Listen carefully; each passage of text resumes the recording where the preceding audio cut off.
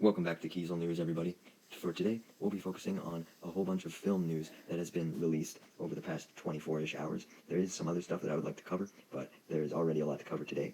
And as for the coming Summer Game Fest event, I'll be making a full-on scripted video on my thoughts on all the announcements, so don't expect anything from Kiesel News. To start today off, we have the news that Acolyte has debuted with 4.8 million viewers in the first 24 hours, which is the biggest Disney Plus premiere of 2024. Now, the part of it being the biggest premiere of 2024, that's not really much of a competition, I would say. What else has really released this year? There's been nothing really huge from Marvel or Star Wars, and that's what usually drives engagement.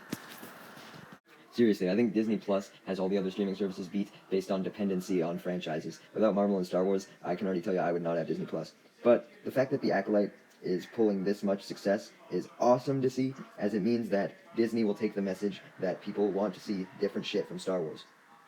Sure, people may make the argument that a lot of it was hate watching, as look what happened with Velma, for example. But 4.8 million viewers, really? I severely doubt that many people are hate watching this show. And as someone who watched the first 2 episodes, it definitely doesn't deserve to be hate watched. If anyone compares this to Velma, I'm gonna lose my shit.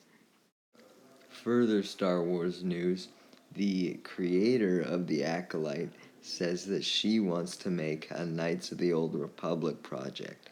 Now, keep in mind, this isn't even rumored or anything. It's just what she wants. Like, I could come up here and say, oh yeah, I want to make a Knights of the Old Republic project.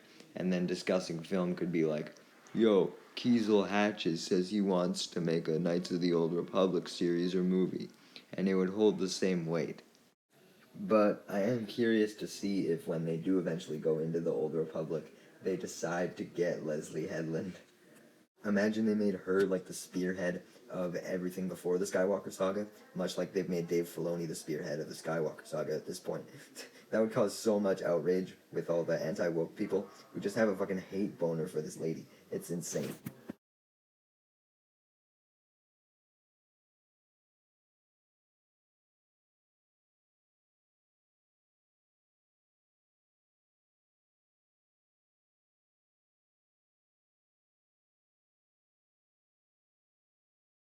Next up, we have a follow-up on the Jordan Peele meeting with Marvel situation that I discussed a couple days ago.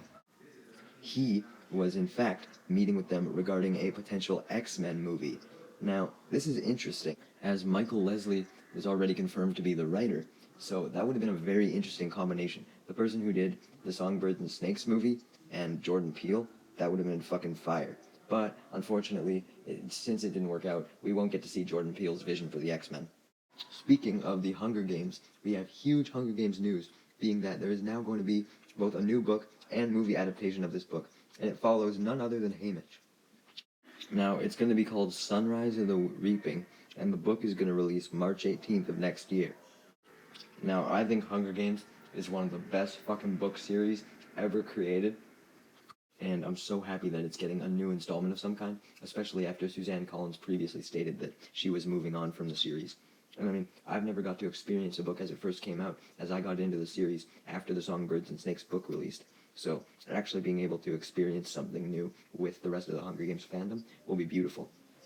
Sure, we just had the Songbirds and Snakes movie, but the movies are not the same as the books by any means. They're just missing so much depth in comparison. Now, as for the direction that this book itself actually is going, I think following Haymitch was by far the best choice. I'm surprised that Suzanne decided to do Snow first, as I believe what everyone was calling for was a Haymitch spin-off from the very beginning. So it's great that she's finally taken the chance to do so now. And Haymitch is still alive at the end of the main Hunger Games trilogy, so there's potential to go into the future in a flash forward, maybe, hopefully. I feel like Haymitch could be a perfect lens into the future of the Hunger Games world, seeing it from his perspective. Also, a little theory that I just thought of. With Haymitch being from District 12, and Lucy Gray from Ballad of the Songbirds and Snakes also being from District 12, it makes me wonder if, when Haymitch inevitably wins his games, if Lucy Gray will be mentioned in any way. Now, obviously, this book isn't part of a trilogy or anything, but it does make me wonder if Suzanne Collins plans to connect the standalone books in any way, and we actually do end up getting a full Hunger Games expanded universe, which I am all for. The world is so rich and ripe for stories, even outside of the 70 plus games. Next up, we have a huge rumor that a remaster of Halo CE is in the works. Now, the thing that makes me instantly doubt this rumor is Xbox wanting to release it on the PlayStation 5 as well. Like, I know that they have a lot of games that are multi-platform and see multi-platform as an okay strategy, but come on, Halo is their main IP at this point, really. Despite how they treat it, it's like if Nintendo put Mario on the PlayStation. It just wouldn't work. When you think of Xbox, you think of Halo. If this is real, though, I question what their end goal really is with the franchise. I mean, obviously Halo Infinite's 10-year plan thing, that isn't going to work at this point. Even with the game making a comeback, it's not going to last 10 years. It's only been out, what, a year and a half? But what if this leads to more remakes? By the time this comes out, Halo 2 would be old enough for a remaster, Halo 3 would be then old enough, Halo 4, they just keep remastering the games. Imagine that's the pathway that the franchise goes down. It's very likely that this will just be a one-and-done remake, though, as it's probably just a course correction to make up for Halo Infinite's failure in a way, and them wanting to wait before going into a Halo 7, as they're too scared for the feedback.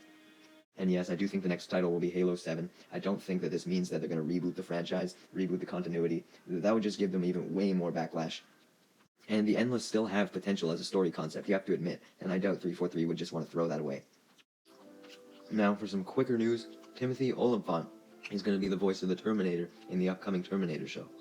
Now, this is funny, as at the end of the Book of Boba Fett, you could see him being turned into some sort of cyborg in the post-credits scene. So if Cobb Vanth ever returns to Star Wars as a cyborg, he'll have played two cyborg characters almost in back-to-back roles, as what else has Timothy Olyphant really been in since Book of Boba Fett? As for the actual casting itself, though, it's kind of hard to picture. Like, I can't picture Timothy Olyphant with a robotic voice. Next up, a Plankton movie is coming in 2025.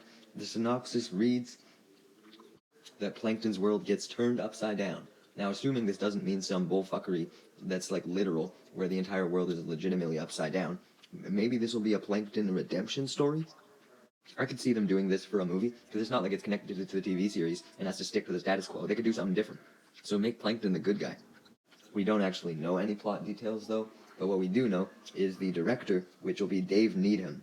Yeah, most notably, he's done the Penguins of Madagascar, the Lego Batman movie, and Trolls. Now, Trolls was mid as fuck, obviously, but Lego Batman movie was absolutely fire, so I have hope for this. I could see a Plankton movie being close in humor to the Lego Batman movie anyway, so I'm sure it would end up in closer quality to that than Trolls.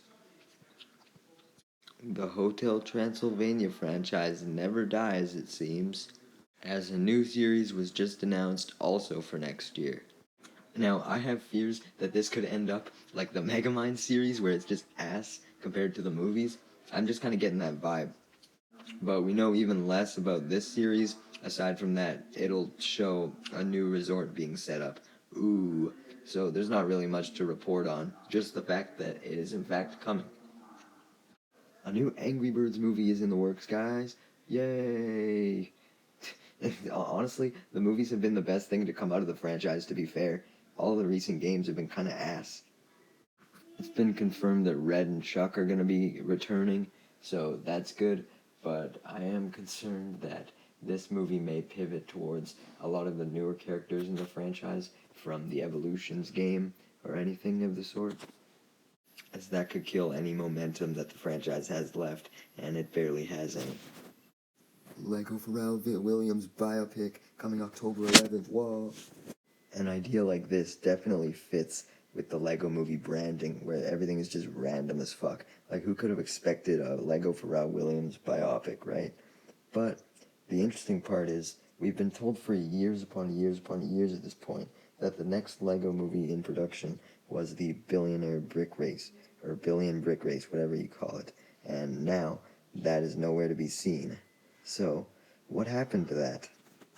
I was actually looking forward to it too. I mean, a racing movie is the prime opportunity for crossovers, so we could have had a whole bunch of Lego franchises cross over, even more so than the main Lego movies.